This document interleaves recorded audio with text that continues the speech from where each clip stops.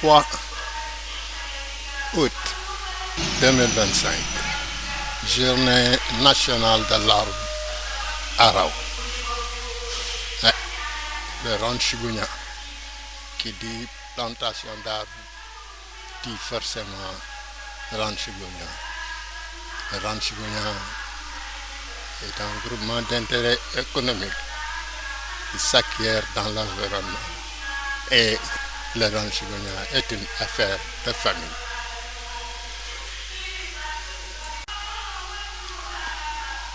Planter un arbre nous est familier et se transmet de génération en génération, de père en fils. Nous sommes bien outillés pour démarrer avec l'horizon 2025 sur les arbres emblématiques qui est la Dansagna du Gitrata et le manguier, Risa mangifera. En y apportant notre touche particulière de planter autrement, nous avons eu à mettre à disposition des plants d'abord de haute tige, des intrants assez substantiels pour amender le sol, surtout en matière organique, et essentiellement faire des tours de plantation adéquates. Et le reste est la routine de planter un arbre.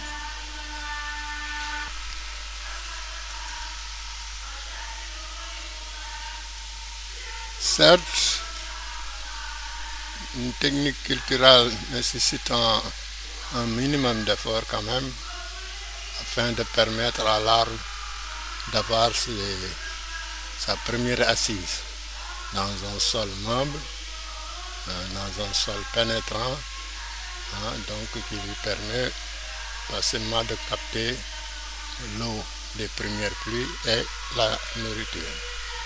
Mais il y a deux facteurs essentiels pour ça. L'arbre doit être d'abord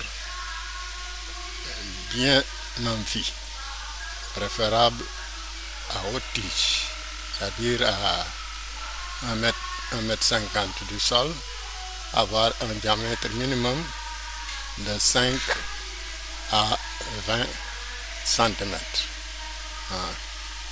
La hauteur importe peu dans la mesure qu'on peut transporter dans n'importe quelle direction et de planter à tout moment. Donc, bien planté, bien implanté, ce qui lui manque maintenant, c'est l'arrosage, c'est la maintenance. Cette maintenance-là maintenant est la clé de réussite d'une plantation paysager, d'une plantation en arbres d'aliment et d'une plantation des arbres dans la rue en particulier. Ok, Papa Lune. Donc, les hautes tiges sont une garantie de réussite dans la mesure qu'ils nous permettent de gagner au moins 1 à 2 ans de maintenance par rapport aux arbres classiques, aux arbres taille classique qu'on a l'habitude de planter. Donc, en haute tige avec des conteneurs vraiment qui vont permettre d'avoir un enracinement bien substantiel dans le pot et qu'on va pouvoir détacher et décoller très facilement avec une motte qui garantisse la reprise, facilite la reprise. Donc on a aucun problème. Maintenant, la clé de la réussite, qui va entretenir cet arbre qui a quand même bénéficié d'un très bon soin de plantation. Et nous, on a retenu comme solution de parrainer tous nos arbres qu'on plante Hein. Ce n'est pas le nombre qui est important, mais le nombre de parrains qu'on peut trouver qui puissent s'assurer du suivi maintenance, du suivi irrigation, du suivi arrosage et du suivi protection de la plante. Parce que aussi, laisser des arbres comme ça à la portée des animaux en divagation, à la portée des enfants qui ont instinctivement bon, en s'approchant d'un arbre, quoi que ce soit, ils tirent sur les branches. Donc, faire une protection d'un gabion assez substantiel, assez résistant, nous permet une garantie de réussite. Et pour ça, le parrain qui habite à côté, le parrain qui a un œil sur cet arbre, est la seule personne, en tout cas, assez responsabilisée pour s'en occuper vraiment presque en tout temps. Et nous avons constaté que tous les arbres qui sont parrainés par des hommes, par des femmes, par des enfants, par des responsables, réussissent en général à 90-95%. Les meilleurs parrains, quand même, sont ceux qui occupent la rue. Vous avez une boutique en face de la rue, vous avez un étal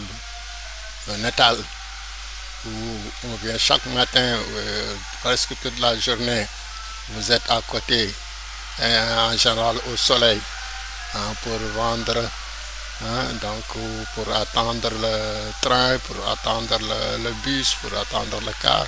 Tout ça sont des emplacements où on peut trouver le parrain à côté qui puisse entretenir l'arbre et où y jeter les écoles, les mosquées, les daras. Tout ça sont des espaces qui ont besoin d'ombre, qui ont besoin d'être